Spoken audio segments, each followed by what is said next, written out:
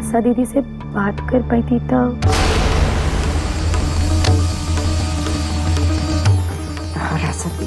अरे आशा से बात कही कि का होई, वो थोड़े न चाहे कि तू कुलदेवी के दर्शन न करा। यदि आशा दीदी के बाबूजी की तबीयत ठीक नहीं थे तो हमने के कुलदेवी के मंदिर जैसे पहले उनकरा के देखे के चाहिए। आशा के बाबूजी के डॉक्टर ढेर लोगों से मिले जुले के मना कैले बा और उनकरा के बहुते आराम के जरूरत बा। कुलदेवी के दर्शन करे में ना ढेर देरी न करे के चाहिए। तो हर बहन कुसुम के तबीयत के चक्कर में तो अब तक ले दर्शन टलत चल गए। हमरा के कुलदेवी के दर्शन के पहले ठाकुर साहब से आशा दीदी के बारे में बात करे के बा और ई दरोगा काहे हमरा खातिर खतरा बा ई जाने के बा। यही से कुलदेवी के दर्शन के केहू तरह टाले के पड़ी। माई, ठाकुर साहब हमरा संग कुलदेवी के दर्शन करे खातिर जाए तो हमरा के अच्छा लगी। परंपरा और रीति रिवाज में तोहरा के का अच्छा लगी और का ना अच्छा लगी ई ना देखल जाला। इला पूरा हो गए तो हर अरमान आ गए। निर्भय निर्भय तो ठीक समय पे आ गई ला। जा चंदा के ले जाके कुलदेवी के दर्शन करा दा। ओकरा बाद तहनी के जिंदगी अपन गति पकड़ ली। हाँ माई, हम सोचनिया कि कैसे भी करके जल्दी से घरे पहुंची और चंदा के अपना संगे ले जाके कुलदेवी के दर्शन कराई। इमरती, ए इमरती, जा नहीं कि दुल्हन के पूजा के थरिया दे दा।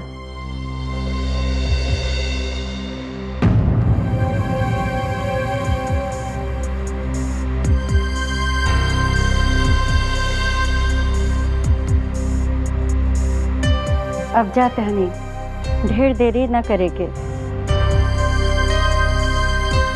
चलो चंदा।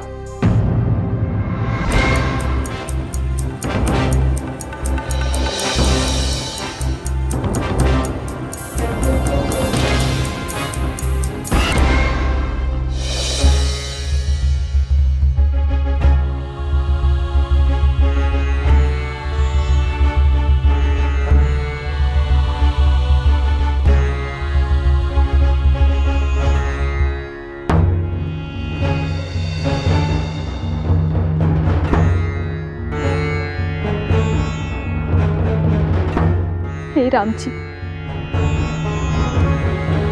आज यह कमरा में हमार पति हमार सौतन संग सुहाग रात में नहीं है। भगवान कैसे बर्दाश्त करी हम ई कुल।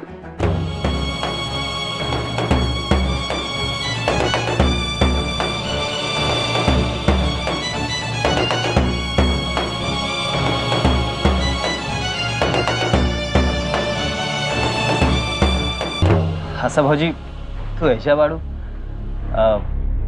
भौजी एगो बात बतावा। पूछा ना मेहमान जी। भौजी माधव करने गए बा और खैत्री चाची और चाचा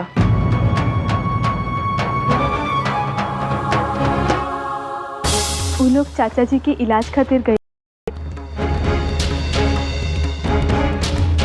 अच्छा भौजी एगो और बात बतावा कि चंदा के ब्याह तब माधव से होके रहलू तब फिर निर्भय भैया से कैसे हो गए?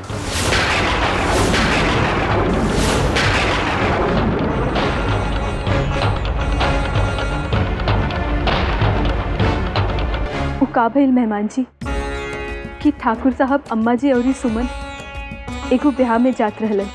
ठाकुर साहब गाड़ी चलावत रहलन।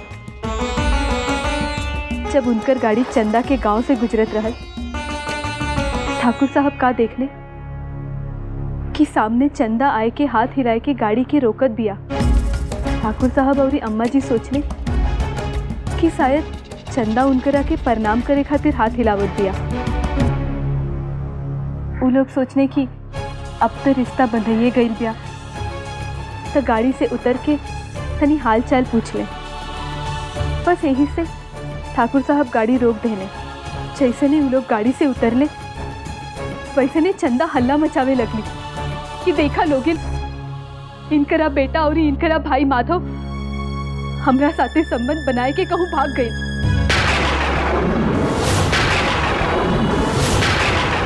जैसे ने वो लोग गाड़ी से उतरले वैसे ने चंदा हल्ला मचावे लगली कि देखा लोगिन, इनकरा बेटा और इनकरा भाई माधव हमरा साथे संबंध बनाए के कहूँ भाग गए। और एकरा बाद जौन कहली वो सुन के तो अम्मा जी और ठाकुर साहब के गोड़े से जमीन खिसक गई।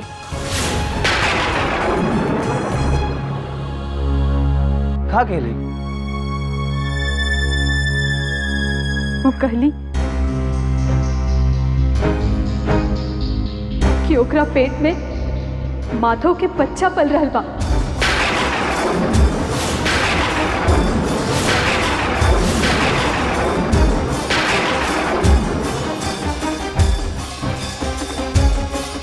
कैसन बेलन लड़की बाड़ी ई चंदा।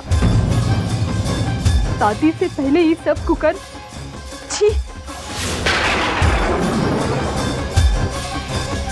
फिर आगे का भेल भौजी? फिर का ये सुन के अम्मा जी और ठाकुर साहब लाज के मारे पानी पानी हो गई ले। और इजा सब लोग समाज इकट्ठा होवे लागल। ठाकुर साहब के तो समाज में इज्जत नु बा। ये हवेली की एगो मर्यादा बा। बस तो माधव और ई हवेली के मान मर्यादा के खातिर ठाकुर साहब के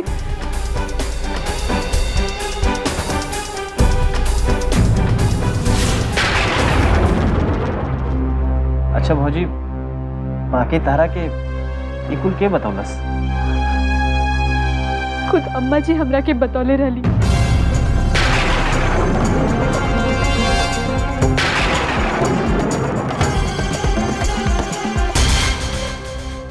तब निर्भय के एगो लड़की के मर्यादा खातिर, माधव के मर्यादा खातिर और ये हवेली के मान मर्यादा खातिर ओकरा से ब्याह करे के पड़ गए। एक बेरी हम ओकरा के रोकनी कि आशा से तो पूछला। निर्भय कहलस कि हमरा के आपन पत्नी पे पूरा भरोसा बा। आशा खानदान के मान मर्यादा पे कबहू ना आज आए दे। ठाकुर साहब हमरा पर ही इतना भरोसा कइले तो ठीक बा। अब देखा ना, चंदा से ब्याह के बाद माधव की इज्जत बच गए। ये माधव भले ही कुकर्मी बा, बाकी बात हुई हवेली के नो। ओके कुकर्म परी हमने के ना पर्दा डाले के पड़ी। और ये चंदा के भी इज्जत बच गई। तू तो जनते बाड़ू आशा, ये हमने से लेके लोग के दुख न देखल जाला। तू भी तो खुद औरत ही पाड़ू ना। निर्भय एगो दूसर औरत के इज्जत बचैलस तो का गलत कह देलस? ना अम्मा जी, हम तो यही सोचतानी कि हम कितना महान आदमी की पत्नी है। तब भौजी का चंदा माधव खातिर रुक ना सकत रहा? मेहमान जी, वो चंदा के नजर तो हवेली के बड़का ठाकुर पर ही रहल नु। बड़का ठाकुर लगे हवेली और कारोबार के बागडोर बा। यही से माधव जैसन आदमी के इंतजार काहे करी वो उल्टा।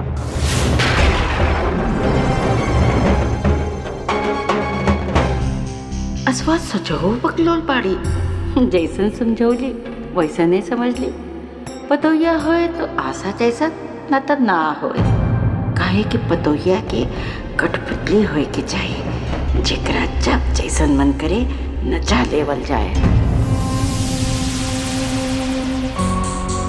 अच्छा भौजी, एक बात बतावा कि निर्भय भाई साहब, अम्मा जी और सुमन कौन रिश्तेदार के ब्याह में गए रहे?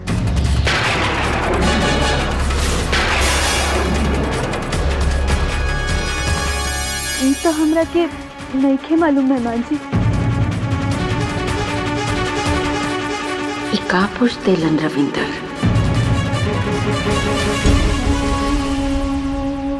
एक फेयरनेस क्रीम, एगो रूज, दूगो सैंडल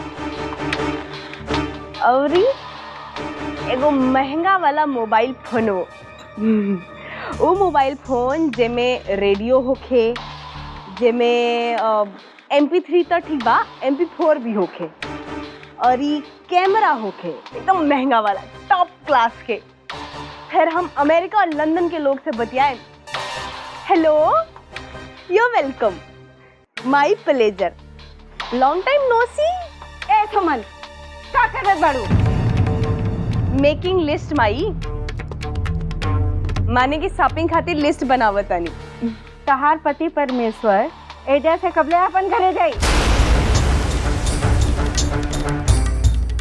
जब ले हम कहें तब ले, तो ओकरा से कह दा कि अपन घरे जाके अपन काम धंधा देखें।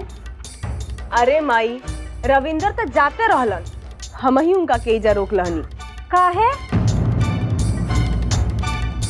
काहे माने का? ओ दिन जब हम थाना में रहनी तब केहू हमरा के मुसीबत से निकाले ना आइल नू। बाकी एगो फोन पे रविंदर ओई जा गइलन। वो कैसनो आदमी होखस, बाकी हमरा पर उ जान छिड़ गेलन। हमरा से बड़ी प्रेम करेलन उ। तो ऐसन आदमी से हम कौना मुंह से कह दी कि जैसे चल जा? हम खुदे उनका संगे रह चाहतानी। तो जब तक ले मन करे ना ओकरा के राखा, बाकी ओकरा ऊपर नजर रखिया कि कहूँ हमनी के सब पोल पट्टी ना खोल दे। ऐसन बात काहे करत तारू माई?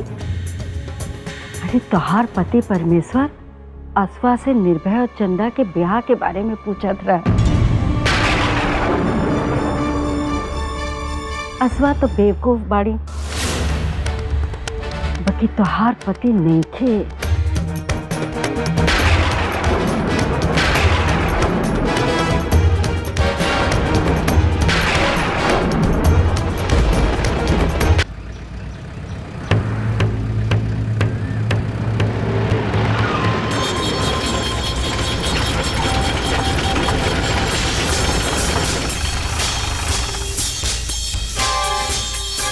का बोलो? देखत बानी ठाकुर साहब, लागत बा प्लग में गंदा जम गइल बा। हे भगवान, ठीक। ओ, हमारा गाड़ियों के आजे खराब होकर कर लो, आई टेम्पुओ के आजे पता ना का हो रहा बा। अरे जब सोनी के मालूम रहा कि ठोकराइन के मंदिर लेके जाए के बाद, तो कम से कम सवेरे सवेरे गाड़ी के देखभाल कर ले चाहिए नू। का खराबी बा का ना लाग जब चेक चेक तो कर ले चाहिए ठीक से। ये वो काम तो नहीं के ढंग से ना होला, ठीक करो जल्दी। चंदा, ये ड्राइवर गाड़ी ठीक करता ना, तले अंदर बैठ के का कर, बाहर निकल के टहल मार लो।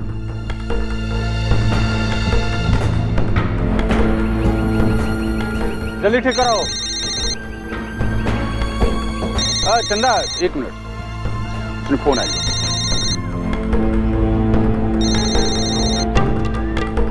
हाँ बोलो।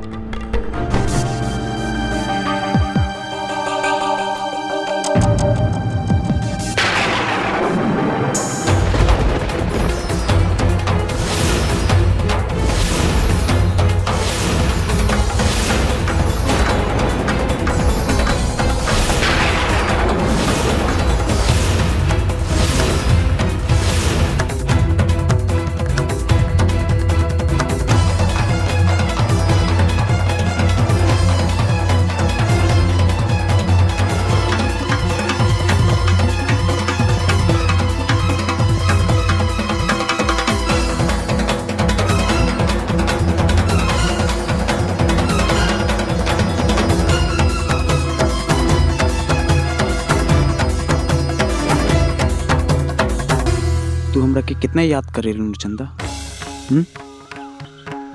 तू हमरा से बहुत प्रेम करेलू न, बहुत। धोखेबाज, तू एजा कैसे आइला?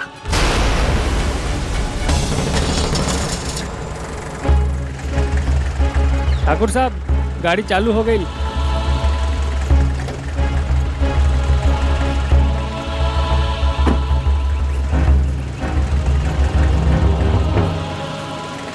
चंदा आप इधर बैठा, गाड़ी ठीक हो गई।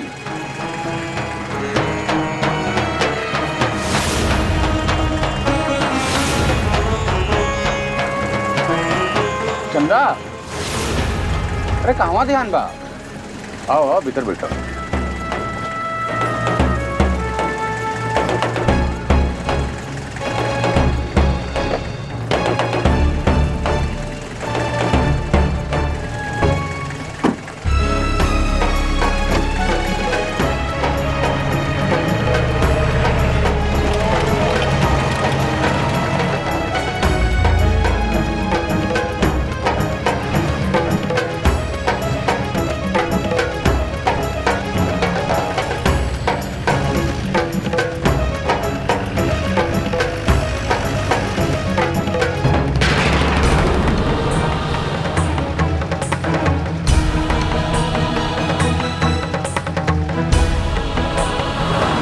ए चंदा बोला ना तू हमरा से बहुत प्रेम करेलू।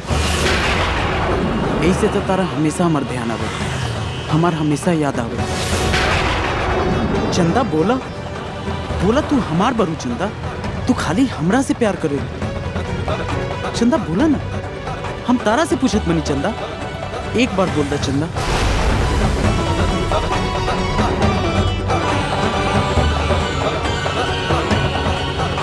बोला ना चंदा।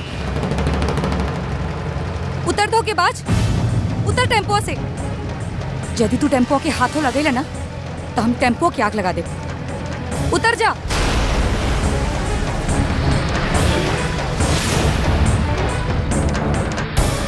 ठकुराइन कोनो हमसे गलती हो गई का?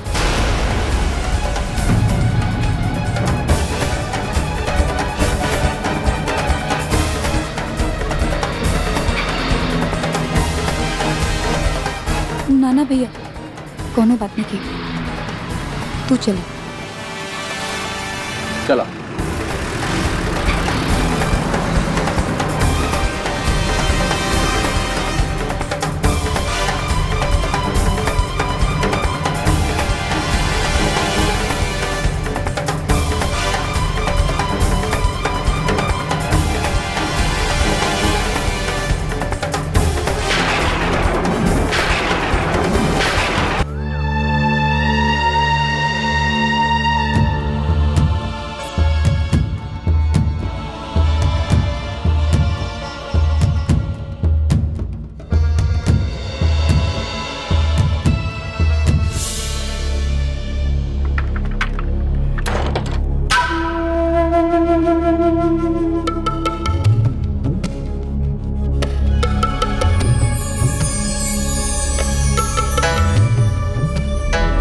हम पहले ना बताए कि ये सुंदर डिब्बा हम बनौनी है। जब आशा एक तारीफ कह दी है न तब बताए।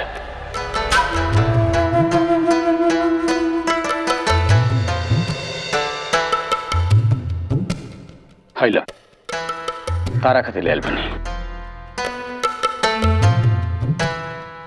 खोल के तो देखो।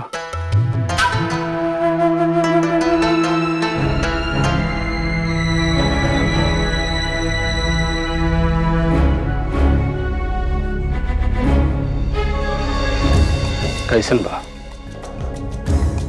ई कंगन तो बहुत सुंदर बा। और ये डब्बा? ई डब्बा?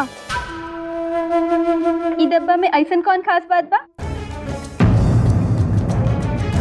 हमरा तो लागता केहू अनाड़ी बनौले है ई डब्बा के। हमार भाई दरोगा एकरा से अच्छा डब्बा बना सकेला।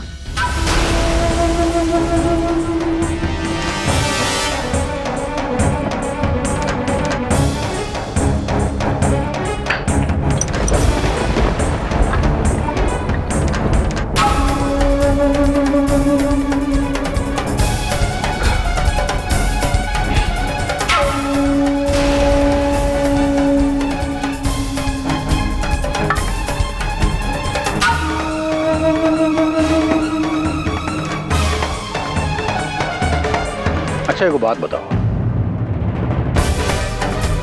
के हैं यहाँ? के हैं हम? रउआ तो हमार परमेश्वर बाने, पति परमेश्वर। बढ़िया, बहुत बढ़िया।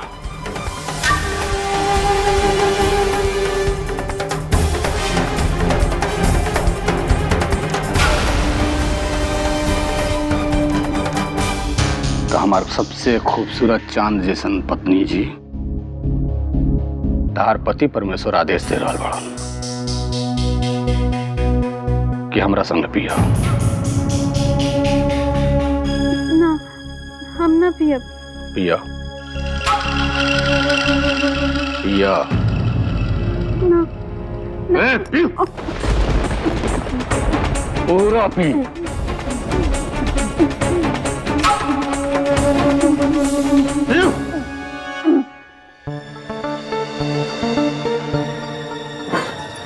इमरती, धीरे बोला ठकुराइन, केकरो पता चल जाए कि हम यही जवानी तो जुलुम हो जाए। बोला का बोले की चाहत रहलू? पता ना, भुला गई नहीं। बाकी ई कुल पूरी हलवा तरकारी ई काहे लैले बाड़ू? आज ओकर चूल्हा पूजन न रहल चंदा के।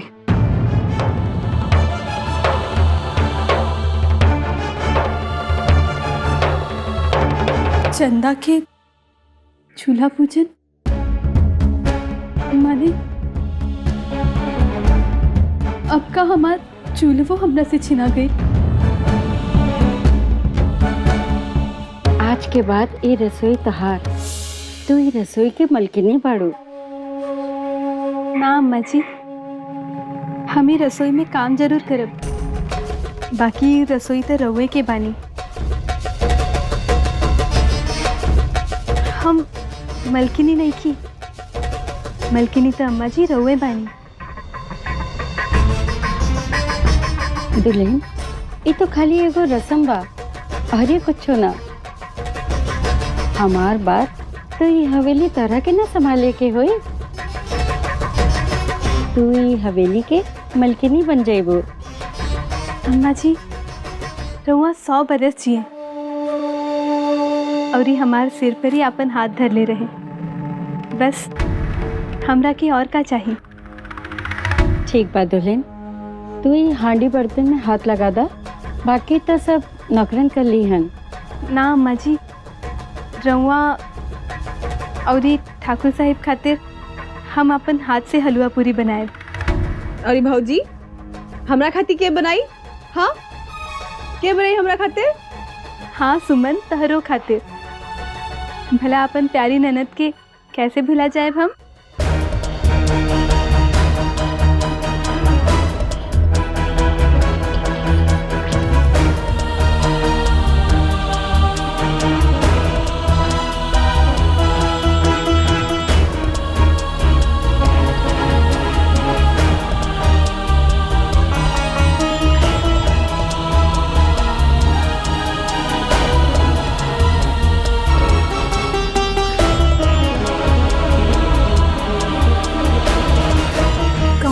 गई ठकुराइन?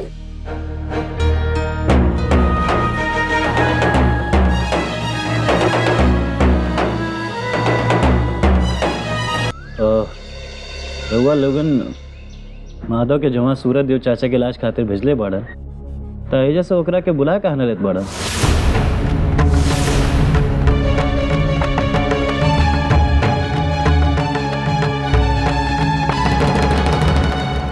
अरे मेहमान जी, ओ माधव हमनी के कहाँ बतैलक कि वो कहवा जात बा? हमरा के तो यही लाग रहल बा कि वो चंदा के निर्भय के गले में बांधे खातिर एक कुल सॉन्ग रचलस। अब तो हमरा के ये समझ में आ रहल बा कि इस साजिश में माधव के साथे साथे गायत्रियों के भी हाथ रहल। अरे हमने के शॉपिंग खातिर चले के बनू तो चलो ना रविंदर। हाँ हाँ, चाय तो पी ली। हाँ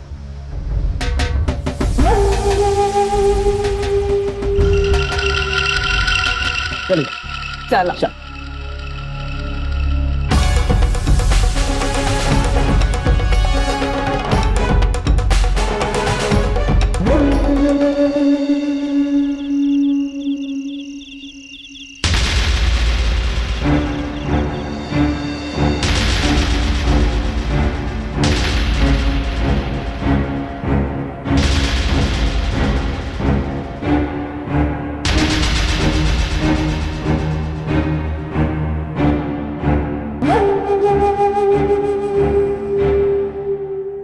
चुप चुप जिया तहनी दोनों जना, और ये हमरा के एगो सुंदर सा पोता दे दा, बस हमार सब अरमान पूरा हो जाए।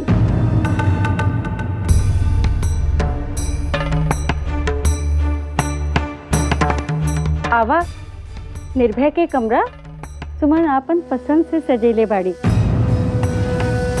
आवा आओ। ठाकुर साहब ठाकुर साहब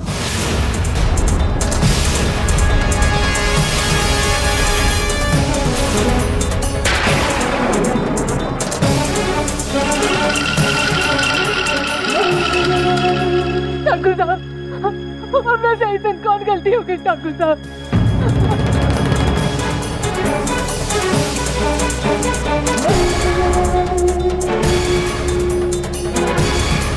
तुझा यहाँ का करे आइले हो? हाँ?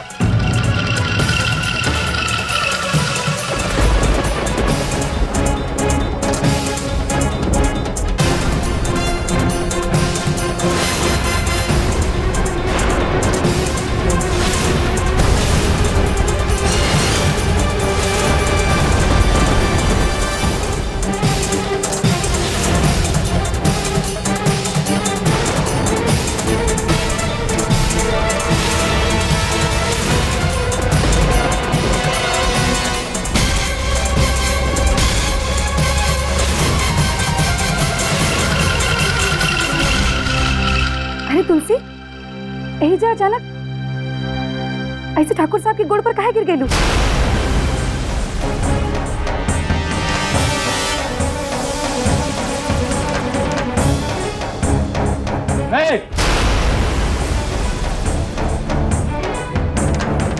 ये का नौटंकी है रे? उठे जैसे। ए इमरती, उठाओ मनुष्य के जैसे।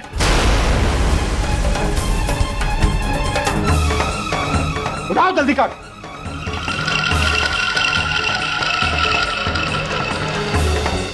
ठकुराइन, ई तो बेहोश बाड़ी।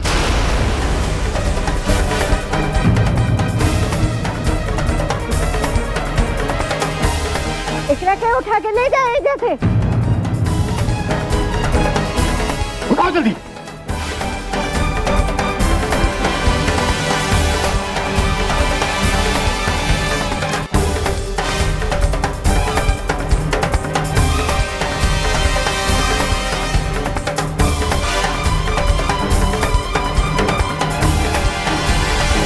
अरे तू कहाँ जात बाड़ू?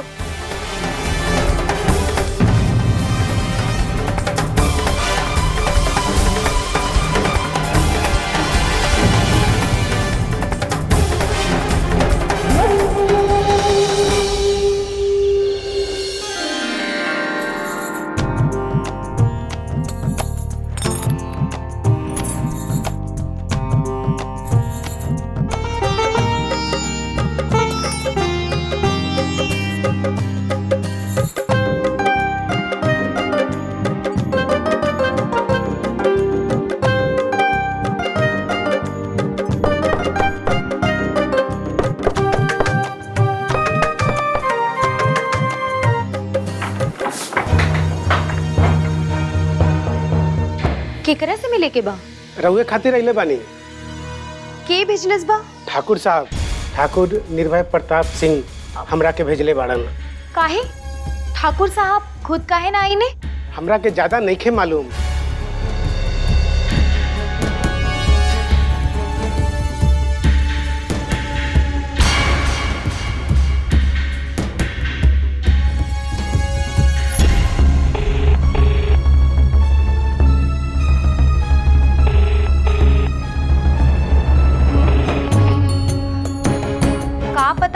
काहे ठाकुर साहब फोनवे नहीं उठा रहले बाने? देखा हमरा लगे ज्यादा टाइम नहीं है, रउआ के जल्दी पहुँचे के होई। का हमार जान मारे के इरादा बा? रउआ कैसन बात करत बानी? ठीक बा, हमार सूटकेस उठा ला। चल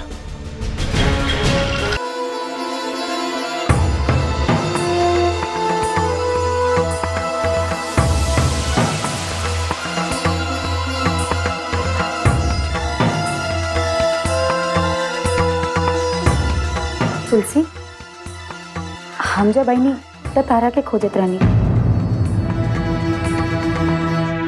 बाकी हमरा के केहू कुछो ना बतैलन।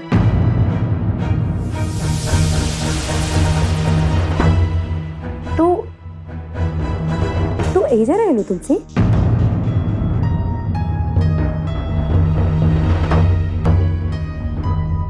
अरे वाह तुलसी, तहार पति तारा के मिल गई ने।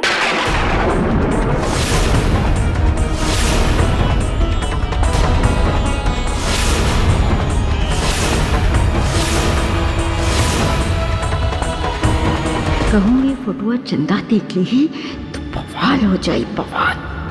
ये असवा तो मरवाई हमने के। तहार तबीयत अब कैसन बा तुलसी? अरे एक तबीयत के का भैला? ठीक तो बाड़ू नु। हाँ, एक तबीयत तो एकदम ठीक बिया।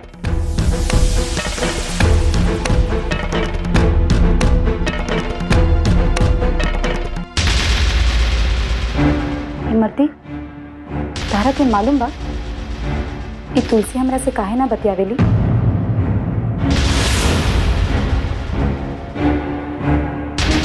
सुना, तोरा कोनो बात के जरूरत हो तो सीधा हमरे लगे आइया, केहू दूसरे के पास मत जाइया, ना तो लोग तोहरा के चक्कर में डाल दी हैं।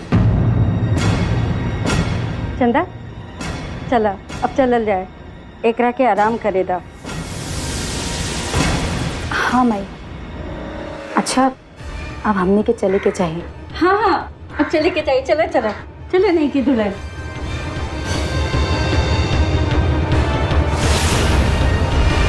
कहनी के मालूम बा कि आशा दीदी अपन नैहर से वापस कब आई हन?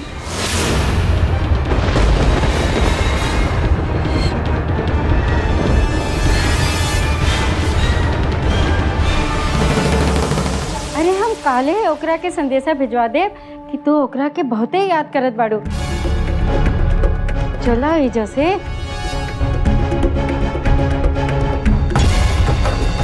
चला।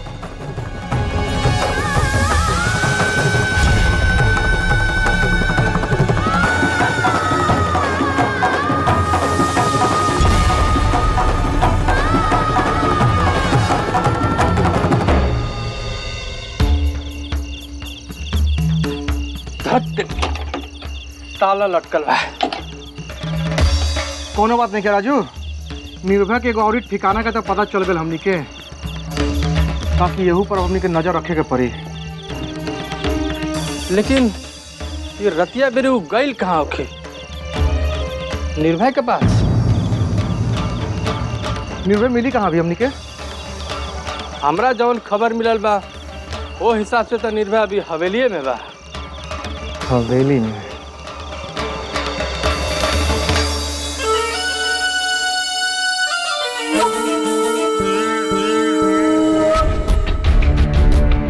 रुका नहीं की दुल्हन।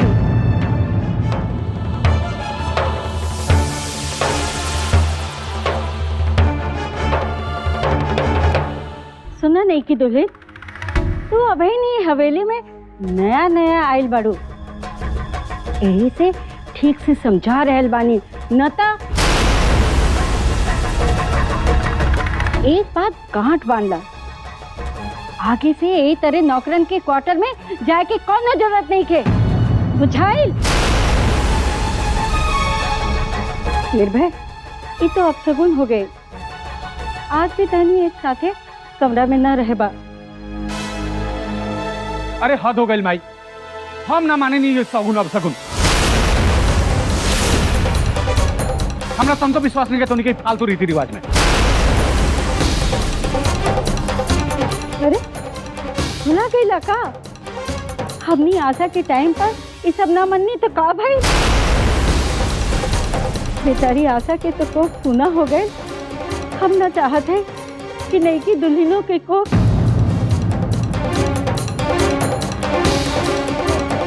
हाँ ठीक बा माई, अब जन हो गल तन हो गल। आगे से हमनी के ध्यान रखब सब।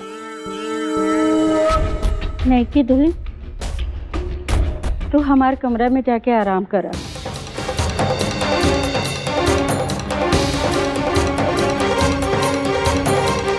भगवान तहार बहुत बहुत धन्यवाद कि आजो ठाकुर साहब संग हमार सुहागरात टल गए।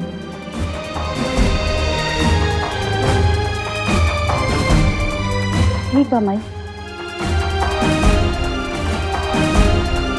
हमार ब्याह तो हो गए, बाकी हमार मन अभयू ठाकुर साहब के अपन पति नहीं मानत बा।